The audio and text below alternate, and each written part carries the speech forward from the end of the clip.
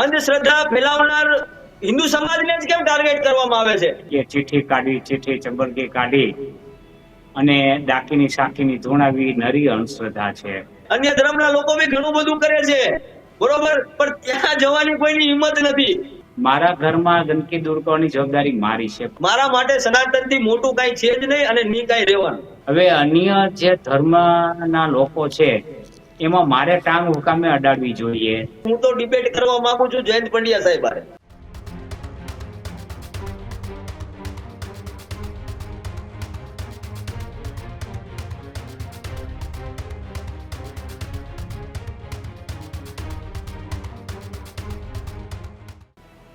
નમસ્કાર, અમારી વિશેષ રજૂઆત ગર્જનાદ સાથે હું ઉમંગ કાછડિયા આપનું સ્વાગત કરું છું અને હું છું પ્રદીપ.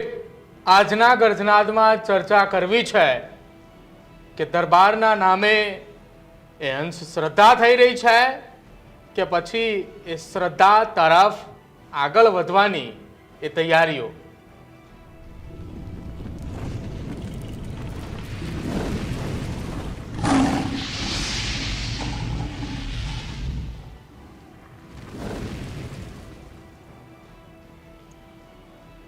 ગુજરાતમાં છેલ્લા 4-5 દિવસથી એક ચર્ચાનો મુદ્દો બન્યો છે અને ચર્ચાનો મુદ્દો છે રાજકોટની અંદર ધીરેન્દ્ર શાસ્ત્રીની એક કથા. બાગેશ્વર ધામના મહંત ધીરેન્દ્ર શાસ્ત્રીની કથાને લઈને ભૂતકાળની અંદર અનેક ચર્ચાઓ ચાલી, કેમ કે અમદાવાદની અંદર તેમના દિવ્ય દરબારનું આયોજન થયું, કથાનું આયોજન થયું. એ દરમિયાન લાખો લોકોની ભીડ એકત્રિત થઈ હતી. વાત એ હતી કે ધીરેન્દ્ર શાસ્ત્રીના દરબારની અંદર એ કોઈની એ પરચી નીકળે, કોઈની ચિઠ્ઠી નીકળે અને એના દુઃખ દર્દની વાત એ જાહેરની અંદર ધીરેન્દ્ર શાસ્ત્રી પહેલા લખીને બતાવે, ત્યારબાદ એ લાખોની જનમેદનીમાંથી કોઈ એક વ્યક્તિને પસંદ કરી અને તેને આગળ બોલાવે અને આખી વાત જણાવે. ત્યારે એ ચર્ચા એ ગુજરાતની અંદર થઈ કે શું એ ધીરેન્દ્ર શાસ્ત્રી જાણી રહ્યા છે, કેમ એ ધીરેન્દ્ર શાસ્ત્રીની કથાનો અત્યારે એ રાજકોટની અંદર વિરોધ થઈ રહ્યો છે, એ તો લોકોના દુઃખ દર્દ દૂર કરી રહ્યા છે. આ પ્રકારની અનેક વાતો એ ચર્ચાઈ રહી હતી અને આ ચર્ચાની વચ્ચે પાટીદાર સમાજના એ આગેવાન છે, સામાજિક આગેવાન છે, એડવોકેટ પણ છે, એ પુરુષોત્તમ પીપળિયાનું એ સોશિયલ મીડિયાના માધ્યમથી એક ટ્વીટ આવ્યું, ફેસબુકની અંદર તેમને એક પોસ્ટ મૂકી અને પોસ્ટથી ચર્ચાનો વિષય જાગ્યો કે દિવ્ય દરબારના નામે રાજકોટની અંદર અંધશ્રદ્ધાનો એ મહાકુંભ થવા જઈ રહ્યો છે. ત્યારબાદ તેમને આ પોસ્ટની અંદર સતત તેઓ પોસ્ટ લખતા રહ્યા અને ત્યારબાદ આજે એક મુદ્દો ચર્ચાની અંદર આવ્યો છે.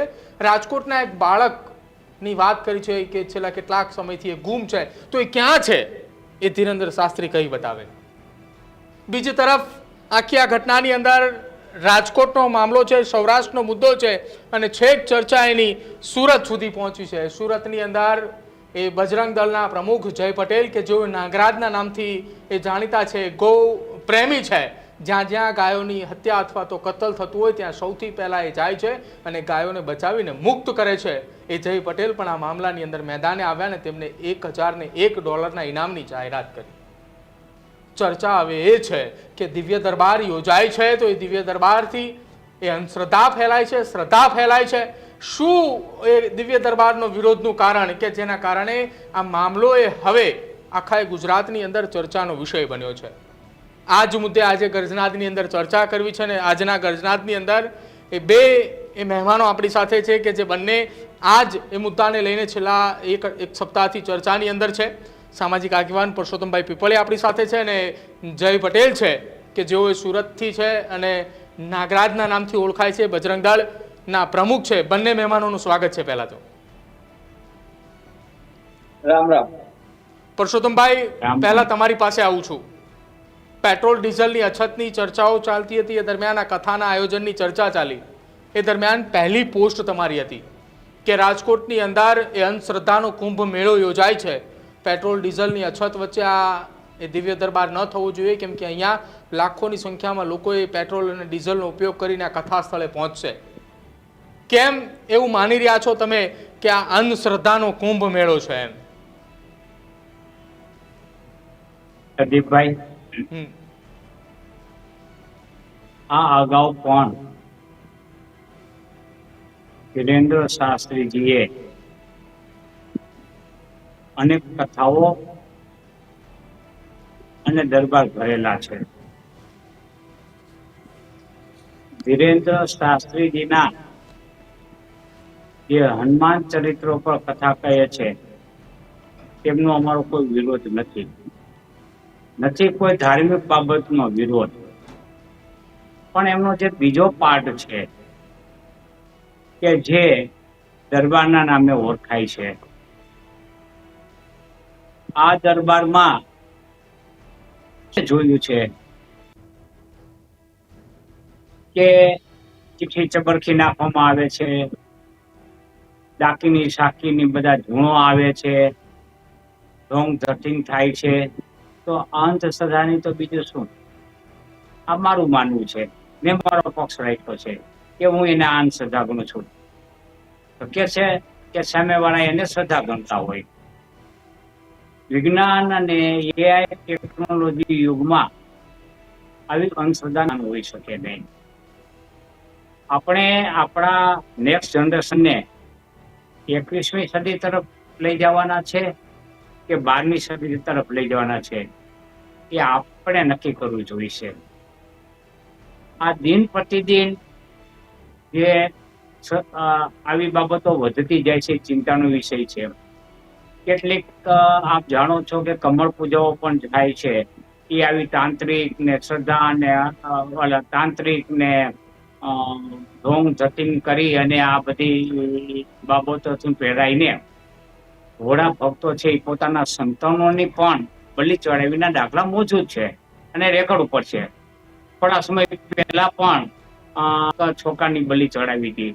એટલે આ બધી આડઅસરો છે આમાં પડવું ન જોઈએ. અને એ જે કઈ પેલા પાઠમાં ધાર્મિક વાત કરે છે એનું અમારે સમર્થન છે અમારું. અને કોઈ પણ ધર્મનો પ્રચાર પ્રસાર થાય તેમાં અમને કોઈ વાંધો હોઈ શકે નહીં. માત્ર ઢોંગ ધટિંગ અંધશ્રદ્ધા ડાકીની શાકીની ધૂણું આ બધું તાંત્રિક વિદ્યા આ બધુંમાં ન પડવું જોઈએ. બાબાએ માત્ર સનાતનનો પ્રચાર કરવો જોઈએ, આવું અમારી માન્યતા છે. સનાતનના પ્રચારની વાત કરી. જયભાઈ આપણી સાથે છે. જયભાઈ, તમે તો $1001 ઇનામની જાહેરાત પણ કરી છે. કેમ આટલા બધા રૂપિયાની જાહેરાત કરવી પડી? ધર્મની વાત થઈ રહી છે, સનાતન ધર્મના મુદ્દે તમે પણ લડી રહ્યા છો.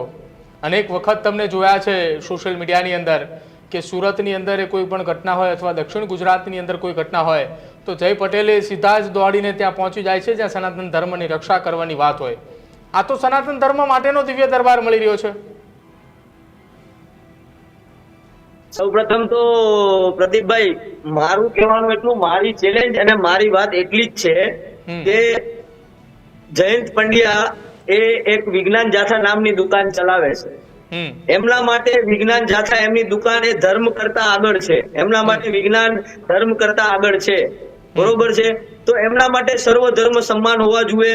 સર્વ ધર્મના ઠેકેદાર માટે એને સેમ સવાલ હોવો જોઈએ, બરોબર છે. એટલે હર વખતે જ્યારથી હું સમજતો થયો છું, હું જાણતો થયો છું, ત્યારથી તો હું જોઉં છું કે જયંત પંડ્યા દ્વારા હર વખતે સનાતનીઓને જ ટાર્ગેટ કરવામાં આવે છે, બરોબર છે.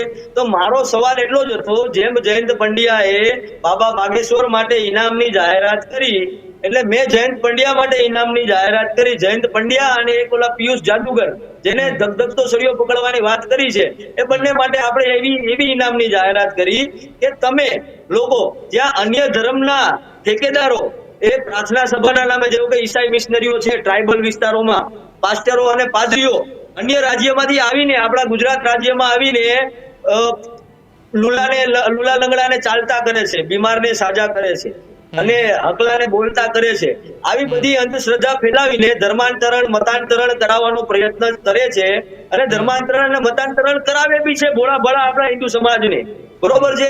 તો ત્યાં કેમ એની વિજ્ઞાનની દુકાનને લઈને જતા નથી? પ્લસ બીજું કે બીજા બી અન્ય ધર્મના એવા ઘણા ધાર્મિક સ્થાનો છે. ઉના પાસે છે એક મીરા દાતાર, બરોબર, એ અન્ય ધર્મનું ધાર્મિક સ્થાન છે, ત્યાં બી આવું બધું કરવામાં આવે છે. પ્લસ બીજું કે એક કચ્છમાં એક છે આપણે કેવા કેન્સર વાળા બાબા, બરોબર છે, ત્યાં બી એ અન્ય ધર્મનું ધાર્મિક સ્થાન છે. તો ત્યાં એ કેમ વિજ્ઞાન જાથાને લઈને જતા નથી? એ ત્યાં જાય અને ત્યાં લાખો કરોડો શ્રદ્ધાળુઓ આવે છે, તો હું કોઈ ધર્મનો વિરોધ નથી કરતો, મને કોઈ ધર્મનો વિરોધ નથી, બરોબર. હા, જ્યાં સત હોય ને ત્યાં જ લાખો કરોડો લોકો આવતા હોય, કોઈ બી ધર્મનું ડેરું હોય, બરોબર છે, કોઈ બી ધર્મનું સ્થાન હોય તો ત્યાં લાખો કરોડો લોકો આવે છે, એનું કાંઈક મનોકામના પૂરી થતી હશે, એનું કાંઈક સારું થતું હશે ત્યારે જ લોકો આવતા હશે. તો જે મેં હિન્દુ ધર્મના ઠેકેદારોને સવાલ કરે છે, ત્યાં જાય છે, સવાલ કરવાની વાત કરે છે, વિરોધ કરવાની વાત કરે છે, એવી રીતે એમને આ અન્ય ધર્મના ઠેકેદારો પાસે બી જવું જોઈએ, કારણ કે એ તો વિજ્ઞાન જાથાની દુકાન લઈને ચાલે છે. બસ મારું કહેવું એટલું જ છે, એ ત્યાં જાય અને ત્યાં વિરોધ કરી બતાવે કે કાયદેસરની કાર્યવાહી સંવિધાનિક રીતે જે કઈ બી થતી હોય એ કરી બતાવે તો આપણે એને $1001 ઇનામ આપવાનું. જયભાઈ, ચાલો હા. માન્યું કે વિજ્ઞાન જાથા અને જયંત પંડ્યા અન્ય ધર્મોના એ જે પણ કારોબાર ચાલે છે ત્યાં નથી જતા, પરંતુ તમે એવું માનો છો કે રાજકોટની અંદર બાબા બાગેશ્વરનો જે દિવ્ય દરબાર યોજાઈ રહ્યો છે અને જે પ્રકારે તેનો અંધશ્રદ્ધાના નામે વિરોધ થઈ રહ્યો છે એ ક્યાંક ને ક્યાંક સાચું છે? તમે એવું માની રહ્યા છો? વિજ્ઞાન જાથાને એક બાજુ મૂકી દો, તમારું શું માનવું? જો સૌપ્રથમ હું એક વાત ક્લિયર કરી દઉં કે હું અંધશ્રદ્ધામાં માનતો નથી, બરોબર. જેને બાબા બાગેશ્વરની જે કઈ બી વાત છે, બરોબર છે, એનો એમને વિરોધ છે, બાબા બાગેશ્વરના દરબારનો વિરોધ છે, તો એ લોકોએ ત્યાં જવું જોઈએ, ત્યાં જઈને બાબા બાગેશ્વરને સવાલ કરવો જોઈએ અને સવાલ કરે એનો બાબા બાગેશ્વરે જવાબ આપવો જોઈએ. આયોજકો તો કે છે કે બાબા જવાબ આપશે, તમે આવો, તો એ લોકોએ જવું જોઈએ. અચ્છા પુરુષોત્તમભાઈ, તમે આજે એક પોસ્ટ કરી છે અને આજની પોસ્ટની અંદર તમે રાજકોટના એક બાળકનો ઉલ્લેખ કર્યો છે. એ બાળક ક્યાં છે, શું છે, એની કોઈ જાણકારી એ એમના પરિવારને અથવા તો પોલીસને છે ખરા કે આ બાળક એ ગાયબ થયું છે, કેટલા સમયથી ગાયબ થયું છે? આ બાળક છે 1998-97 ગાયબ થયું છે અને આ બાળકને શોધવા માટે પોલીસે પણ કામગીરી કરેલ છે. આ બાળકને માટે ફરિયાદ પણ થયેલી છે ગુમ થયાની કે અપહરણ થયાની, પરંતુ હજી સુધી તેમની ભાળ મળી નથી. અને આજે પણ એમના પેરેન્ટ્સે બાળકને શોધી આપવા માટે ઇનામની પણ જાહેરાત કરેલી જ છે અગાઉ. એટલે કોઈ પણ વ્યક્તિ શોધી આપે એને, અને એને કેટલીક માનતાઓ પણ રાખેલી છે બાળક મળી જાય એની. આજે પણ એની આસ્થા એ જીવિત છે કે બાળક ક્યાંક મને મળશે. આજે પણ એ શ્રદ્ધામાં જીવે છે અને રાજકોટની જનતા પણ એમની ભાવનાઓ સાથે જોડાયેલી છે, કારણ કે 8 વર્ષનો મોહિલ છે એનું અપહરણ થવું ને આજ દિવસ સુધી ન મળવું એ ચિંતાનો વિષય છે. એટલે એ ભાવથી મેં બાબા બાગેશ્વર આવવાના છે ત્યારે ખાલી એટલું જણાવી દઈએ કે બાળક ક્યાં છે, કઈ પરિસ્થિતિમાં છે, ક્યાં છે અને એનું અપહરણ કરનાર કોણ છે. એ તો ત્રિકાલ જ્ઞાની છે, એ તો જણાવી શકશે. જો એ જણાવે ને તો હું બાબાના ચરણમાં દંડવત પ્રણામ કરીશ, બાબાની પૂજા કરીશ, બાબાનો પ્રચાર ને પ્રસાર કરીશ અને બાબાનું જે કાંઈ હું એમની વિરુદ્ધ બોલ્યો છું કે ઢોંગ ધતિંગ કરે છે એની બદલ હું માફી પણ માંગી લઈશ. બસ મારો એક સિમ્પલ સવાલ છે અને જેની સાથે રાજકોટની લાગણી જોડાયેલ છે. મારો સવાલ નથી, રાજકોટની પ્રજાનો સવાલ છે. બસ આનો જવાબ આપી દે એટલે મારું કામ પૂરું થઈ ગયું, મારે કોઈ વિરોધ કરવાનો થતો નથી. બસ આટલું જ મારી બાબત છે. અચ્છા પુરુષોત્તમભાઈ, તમે કીધું કે તમારી એ જો એ વાત સામે આવે અથવા એ ક્યાં છે બાળક એની આખી હકીકત બતાવે ને જો એ સત્ય નીકળે તો તમે પણ એનો પ્રચાર કરશો. આયોજકોને તમે કોઈ વાતચીત કરી છે રાજકોટના એ કે જ્યારે ધીરેન્દ્ર શાસ્ત્રી રાજકોટની અંદર આવે ત્યારે મારો આ પ્રશ્ન છે કે રાજકોટનું આ બાળક 1998ની અંદર ગુમ થયું હતું, જો એની કોઈ વાતચીત અથવા એનો કોઈ સવાલ તમને પૂછવા માટે મળે તો ત્યાં, કેમ કે તમે સવાલ એ મીડિયા થકી અથવા તો સોશિયલ મીડિયા થકી ઉઠાયો છે, પણ ધીરેન્દ્ર શાસ્ત્રી સુધી એ સવાલ પહોંચે છે કે કેમ એ પણ જોવાનું રહેશે ને. આ અગાઉની કથામાં આયોજક સમિતિએ જ્યારે મેં પ્રશ્ન પૂછ્યો હતો કે આ ડ્રગ ગુજરાતમાં ક્યાંથી આવે છે, આ ઉડતા ગુજરાત બની રહ્યું છે, તો ડ્રગ લાવનાર કોણ, ડ્રગના વિતરણ કરનાર કોણ, જો એના નામ આપશે તો બાબા બાગેશ્વરનું જે કાર્ય છે એને હું બિરદાવીશ અને એને હું સમર્થન કરીશ. પણ ત્યારે ત્યાંના આયોજકોએ કીધેલું કે અમે તમારી ભાવના છે એ બાબા સુધી પહોંચાડીશું. અને બાબા છે એ આ પ્રકારનું કોઈ કાર્ય નહીં કરે એવી એમને ભાવના તમારી પહોંચાડી એવું એમને કહેલું. પણ એ વખતે કાંઈ જે વાત થયેલી અને લેખિતમાં છે મારી પાસે, પણ એ વખતે એ વાત તદ્દન વિપરીત ચાલ્યું અને બાબાએ પાછું આ ઢોંગ જતી ડાકીની ચાકીની ધોણાવા અંધશ્રદ્ધા ફેલાવી આ બધા કાર્ય રાજકોટમાં શરૂ કર્યા અને એ ભંગ કર્યો.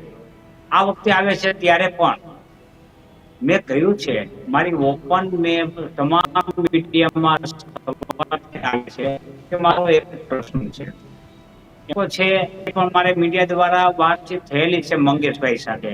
એટલે મંગેશભાઈ કે તમે ત્યાં આવો અને અમે તમને આવકારીએ છીએ. મેં મંગેશભાઈને કીધું કે મારી ઉંમર 67 વર્ષની છે. આ બાબા બાગેશ્વરની માં મને ધમકીઓ પણ મળી રહી છે અને જે ધર્માંધ અને ધર્મજનોની છે તેવા લોકો પણ સારા લોકો ભેગા આવવાના છે, અંધશ્રદ્ધાળુ ભેગા તેવા પણ આવવાના છે. અને તેમાં જો હુમલો થાય, હું તો 67 વર્ષનો એક મુકા ભેગો ઢાળી દે મને તો મારા પરિવારનું શું? તમારે મને ખાતરી આપો અને તમે મને રક્ષણની જવાબદારી સ્વીકારતા હો સમિતિ, તો હું ચોક્કસ આવીશ અને બાબાને આ પ્રશ્ન કરીશ. મને પ્રશ્ન કરવાનો મોકો આપો તો હું બાબાને પણ કરીશ. એમાં ક્યાં કઈ ખોટું છે? પણ તમે કહો તમને કઈ થાય નહીં, તમે આવો. આ તો કોઈ પણ હુમલો કરે ત્યારે આ તો એમ બોલશે કે એ તો પીપળીભાઈ નું પ્લાનિંગ હતું પોતે જાતે હુમલો કરાવ્યો. આ તો એવી વાતમાંથી નહીં આગળ આવીને રજૂઆત કરી શકશે અને ભ્રમ ફેલાવી શકશે. એટલે કોઈ હુમલો કરાવશે અને પછી હુમલો મેચ કરાવ્યો એવું કહેશે. એટલે મારી દ્રષ્ટિએ મને જ્યાં સુધી પોલીસ તંત્ર તરફથી પૂરી સુરક્ષાની ખાતરી ન મળે ત્યાં સુધી મારે એના દરબારમાં જવું અને રજૂઆત કરવી મારા જાનના જોખમ બરાબર છે. તો મારે જવું ન જોઈએ. જો સુરક્ષા આપશે તો ચોક્કસ જઈશ. બિલકુલ. જયભાઈ, એક ચર્ચા અત્યારે ચાલી રહી છે. તમે જે વાત કરી કે તમારે ઇનામ આપવાની વાત, કે જે જગ્યા ઉપર અન્ય ધર્મના ધર્માંતરણ ચાલતા હોય ત્યાં જઈને, આ તમામની વચ્ચે જયવંત પંડ્યાએ એક વાત એ પણ કરી છે કે અમે એ બાબાના દિવ્ય દરબાર પહેલાં ધરણા પ્રદર્શન કરીશું, અમે બાબાના દિવ્ય દરબાર પહેલાં અલગ અલગ અમારા વિરોધના કાર્યક્રમો છે. જો જાહેરની અંદર આવી અને બાગેશ્વર ધામનો એ કથાનો વિરોધ કરે છે તો તમારી તૈયારી ખરી એમની સામે વિરોધ કરવાની? પછી જો પ્રદીપભાઈ, હું તો સુરત બેઠો, મેં તો આહવાન કર્યું છે રાજકોટના સનાતનીઓને, બરોબર છે, કે જો જયંતભાઈ પંડ્યા આવી જ રીતે હર વખતે સનાતનને ટાર્ગેટ કરતા હોય, બરોબર, એટલે મારું માનવું એવું છે કે જયંતભાઈ એ જોસેફ છે કે જલાલુદ્દીન છે એના ફાધરને આપણે પૂછવું પડે, બરોબર, કે જયંત છે, બરોબર. આ જયંત હોય ને તો એ કોઈ દિવસ વિરોધ કરે જ નહીં. જોસેફ કે જલાલુદ્દીન હોય તો જ કરે. બીજી વાત એ કે જો ખોટી રીતનો એવો વિરોધ કરતા હોય તો રાજકોટના સનાતનીઓ એને સબક શીખવાડવો જોઈએ. જયભાઈ, ક્યાં સુધી આ ધર્મવાદ, જાતિવાદ, જ્ઞાતિવાદમાં આપણે વેચાઈને રહેશું? આપણે એક ભારતની વાત કરીએ છીએ. આ ભારત બિન સાંપ્રદાયિક દેશ છે અને હવે તો આપણે 21મી સદીમાં જીવીએ છીએ અને વિશ્વગુરુનું સપનું જોઈએ છે. તો આવનારી પેઢીને આપણે અંધશ્રદ્ધામાંથી બહાર નહીં કાઢવી પડે? આ બધી સભાઓ, ધર્મગુરુઓની વાતચીતો, એમાંથી તમને નથી લાગતું કે એને બહાર કાઢવા પડશે? ત્યારે આપણે વિશ્વગુરુનું સપનું પૂરું કરી શકશું. તમને એવું નહીં લાગતું? સહમત છું તમારી વાતથી. અંધશ્રદ્ધામાં અમે માનતા નથી. હિન્દુ સમાજ સનાતનમાં માનનારો સમાજ તો છે ને શ્રદ્ધામાં માને છે, અંધશ્રદ્ધામાં નથી માનતો. પણ કેવું છે કે હર વખતે અંધશ્રદ્ધા ફેલાવનાર હિન્દુ સમાજને જ કેમ ટાર્ગેટ કરવામાં આવે છે કે અંધશ્રદ્ધા હિન્દુ સમાજ જ ફેલાવે છે? સેક્યુલરો બધા હિન્દુઓમાં જ છે, અન્ય કોઈ ધર્મમાં છે જ નહીં. અન્ય ધર્મના લોકો બંદૂકથી કેન્સર સારું કરે છે, પાણીથી કેન્સર સારું કરે છે, અન્ય ધર્મના લોકો બી ઘણું બધું કરે છે, બરોબર, પણ ત્યાં જવાની કોઈની હિંમત નથી. આ પછી ત્યાંથી છે ને ઓલા પેકેટ આવી જતા હોય એવું મને લાગી રહ્યું છે, એટલે ત્યાં જતા નથી. અચ્છા પરસોત્તમભાઈ, હવે આ કથાની અંદર એક તરફ વિરોધ છે, એક તરફ એ સમર્થન પણ છે. શ્રદ્ધા અંધશ્રદ્ધાની એ વાત આપણે છેલ્લા 4-5 દિવસથી આખી આ ઘટનામાં કરી પણ રહ્યા છીએ રાજકોટની અંદર. વિજ્ઞાન જથ્થા અને એ જાદુગર પિયુષ આખી આ ઘટનાની અંદર એ વિરોધ નોંધાવી રહ્યો છે. રાજકોટની અંદર કેટલાક એ સમર્થનની અંદર પણ સમર્થકો આવ્યા છે, સનાતન ધર્મ સમિતિના લોકો પણ મેદાને આવ્યા છે. આ રીતે આપણે આપણા બાળકોનું ઘડતર કરશું, કેમ કે જે અત્યારે આ ચર્ચાઓ ચાલી રહી છે એ સોશિયલ મીડિયાની અંદર દરેક વ્યક્તિના પોતાના ઘરની અંદર આવતા એ ફોનની અંદર પણ ચાલી રહી છે કે સનાતન ધર્મની અંદર બાગેશ્વર ધામના એ મહંત ધીરેન્દ્ર શાસ્ત્રીએ રાજકોટમાં કથા કરવા આવી રહ્યા છે, તેમના નામે વિરોધ ચાલી રહ્યો છે, તો કેટલીક જગ્યાએ તેમના નામે સમર્થન ચાલી રહ્યું છે. તો આમાંથી આવનારી પેઢી શીખશે શું? સમર્થન કરવું, વિરોધ કરવું, શ્રદ્ધા રાખવી કે અંધશ્રદ્ધા રાખવી? પ્રદીપભાઈ, પેલા પાઠમાં જે છે, જે હનુમાનજીનું ચરિત્ર ઉપર કથા છે તેને શ્રદ્ધા કહેવાય. બિલકુલ. અને બીજો પાઠ છે જે જાદુગીરી કે ઢોંગ ધતિંગ કે ચીઠી કાઢી, ચીઠી ચબરકી કાઢી અને ડાકીની સાકીની ધૂણાવી નરી અંધશ્રદ્ધા છે. એટલે આ બે બાબતોને જુદી પાડવી જોઈએ. એની જે શ્રદ્ધા છે એની સાથે અમે સહમત છીએ. કોઈ પણ ધર્મનો પ્રચાર પ્રસાર કરવો જ જોઈએ, એ કરે તો અમારું પણ સમર્થન છે. અમારો વિરોધ માત્ર અંધશ્રદ્ધા સામેનો છે. જે હું બોલું છું એ મારું માન્યતા હોઈ શકે, સામેવાળા જયભાઈની માન્યતા હોઈ શકે નહીં, એ પણ બની શકે. હું જયભાઈને એમ કહેવા માંગુ છું, જયભાઈ, કે મારે મારા ઘરની ગંદકી દૂર કરવી જોઈએ કે પાડોશીના ઘરની ગંદકી પહેલા દૂર કરવી જોઈએ? મને એ કહે જયભાઈ, મારા ઘરમાં ગંદકી દૂર કરવાની જવાબદારી મારી છે, પાડોશીના ઘરમાં ગંદકી દૂર કરવાની પાડોશીની છે. મારા ઘરની અંદર જો અંધશ્રદ્ધાની હોય તો એનો અવાજ ઉઠવાની જવાબદારી મારી છે. હવે અન્ય જે ધર્મના લોકો છે એમાં મારે ટાંગ હુકામે અડાડવી જોઈએ? શા માટે? જ્યારે મારા ધર્મમાં જ હું ડામી શકતો નથી ત્યારે મારા અન્ય ધર્મમાં શા માટે પડવું જોઈએ? વાત એ છે. આ જે અન્ય ધર્મનો મુદ્દો છે ને એ રાજકીય મુદ્દો છે, સામાજિક મુદ્દો નથી. આ છેલ્લા વર્ષોમાં ક્રિએટ થયેલો મુદ્દો છે કે અન્ય ધર્મોને કરતા નથી. અન્ય ધર્મો કરતા હોય કે સનાતન ધર્મ થતું હોય, તમામ જવાબદારી તમારા સમર્થિત શાસકોની છે. અને પ્રવર્તમાન કાયદા હેઠળ એને એના ઉપાયો શોધવા જોઈએ અને એની ઉપર કાર્યવાહી કરવી જોઈએ. શા માટે કરવા દે છે? શા માટે કાર્યવાહી કરતા નથી? શા માટે તે જવાબદારી નિભાવતા નથી? તો એને નિભાવવી જોઈએ. તમે કોઈ દિવસ શાસકોને રજૂઆત કરી છે કે આ જવાબદારી તમે નિભાવો? જો ગાયની હેરાફેરી થતી હોય તો એ શાસકોની જવાબદારી છે. તમારે શા માટે મહેનત કરવી પડે છે? આ બધું ઉભું થાય, શાસકો પગલા લેતા નથી અને ધર્મજનોની અને ધર્માંધ લોકોને આગળ કરી અને પોતાના રોટલાઓ શેકે છે. આ સિવાય બીજું આમાં કોઈ તથ્ય નથી. એટલે જયભાઈ જેવા મોટી મૂછું ને આ બેહામણો ચહેરો રાખી અને મારા જેવા જે વયોવૃદ્ધ છે એને ડરાવવાના પ્રયત્નો કરે એટલે આપણે ડરવાનું રહ્યું. બાકી આમાં બીજું કઈ નથી. એટલે એમને પણ જયભાઈ જેવા સારી વ્યક્તિ મળી જાય છે, જે હુષ્પુષ્ટ હોય અને મોટી મૂછો હોય, એટલે હું છે કે એ બોલે એટલે આખો બીજા બધા બેસી જાય. આ જયભાઈ તમારો પણ ઉપયોગ થઈ રહ્યો છે. આપ શાંત ચિત્તે વિચારજો. આપણે આપણા ભવિષ્યની પેઢીને આપણે સુરક્ષિત કરવાની છે. જયભાઈ, આપણા સંતાનો છે એ ધર્માંધ ન બને, ધર્મજનની ન બને, એ વૈજ્ઞાનિક બને એ તરફ લઈ જાઓ. એ આધુનિક વિજ્ઞાનમાં આગળ વધે એ તરફ લઈ જાઓ. અત્યારે શિક્ષણની એની બધી વ્યવસ્થાની જે સમસ્યાઓ છે, ગરીબ માણસો શિક્ષણ મેળવી શકતા નથી. મધ્યમ વર્ગીયો ફી એટલી ટોટિંગ વધારો થયો છે, એ ગરીબ માણસોને મધ્યમ વર્ગીય માણસોને પોસાય તેવું કરાવો. બાકી તો આ બધું ધર્માંધતા ફેલાવવાનો કોઈ અર્થ નથી. જી બિલકુલ. જયભાઈ, સવાલો ઉઠી રહ્યા છે, કેટલાક જવાબો તમે આપવા માંગી રહ્યા છો. સૌ પ્રથમ તો હું જો મારી ડિબેટ અને મારી ચેલેન્જ તો છે ને પીપળિયા સાહેબ હારે હતી જ નહીં અને છે જ નહીં. જે છે એ મારી ચેલેન્જ અને મારી ડિબેટ, હું તો ડિબેટ કરવા માંગુ છું જયંત પંડ્યા સાહેબ હારે. બરોબર છે? કારણ કે એ સાયન્સ નો ઠેકો લઈને સાયન્સ ની દુકાન ખોલીને એ બેઠા છે, પીપળિયા સાહેબ નથી બેઠા. બરોબર? હા, અને પીપળિયા સાહેબ ની વાતથી હું સમજ છું. શરૂઆત આપણે આપણા ઘરથી જ કરવી જોઈએ. બરોબર છે? એ વાતથી હું 100% સહેમત છું. પ્લસ બીજી વાત કે પીપળિયા સાહેબ નું કેવું એમ છે કે બાળકોનું ભવિષ્ય 21મી સદી છે અને આપણે શું આપશું ભણતર આ તે બધું.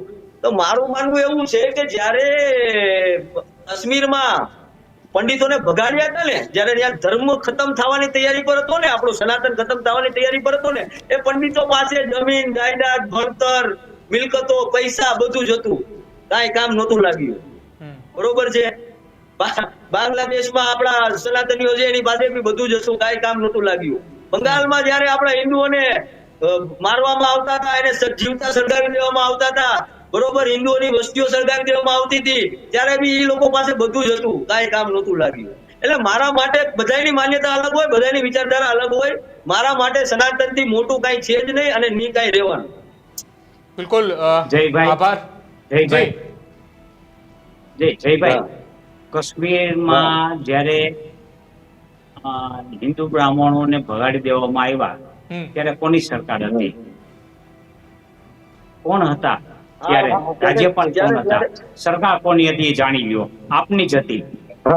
અને જ્યારે પુનઃવસન કરવાની તમે 15 વર્ષ થયા ખાતરીઓ તેમને આપી હતી અગાઉ કે અમે આવશું એટલે કાશ્મીરી બ્રાહ્મણોનું પુનઃવસન કરશું.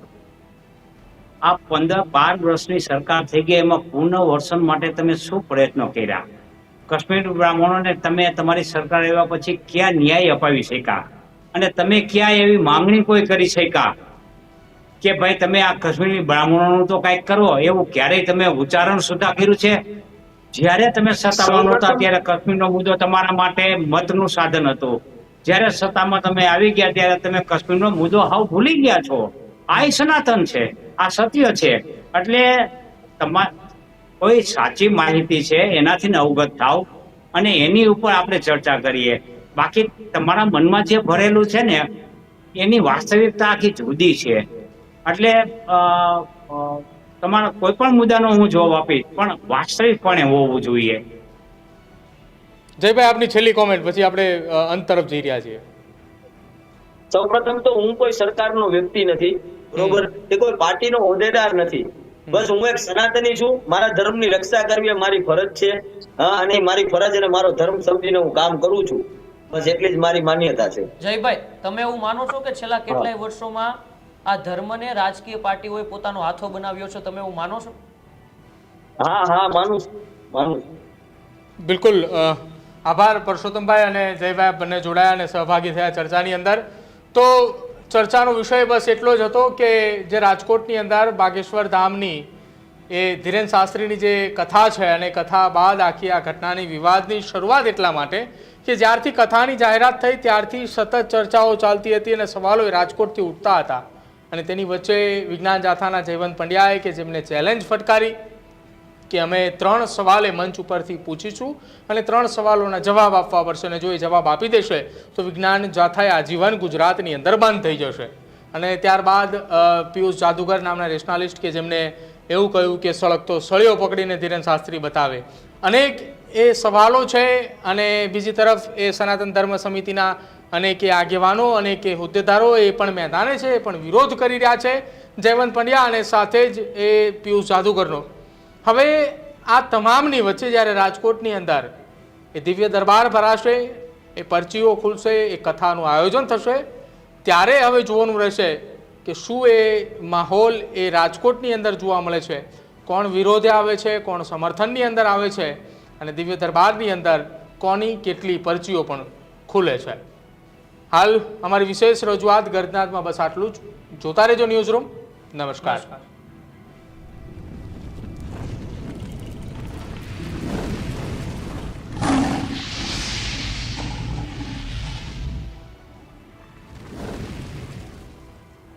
હજુ સુધી તમે અમારી ચેનલને સબસ્ક્રાઇબ નથી કરી તો અત્યારે જ ન્યૂઝરૂમ ગુજરાતને સબસ્ક્રાઇબ કરો, ફેસબુક અને ઇન્સ્ટાગ્રામ પર ફોલો કરો.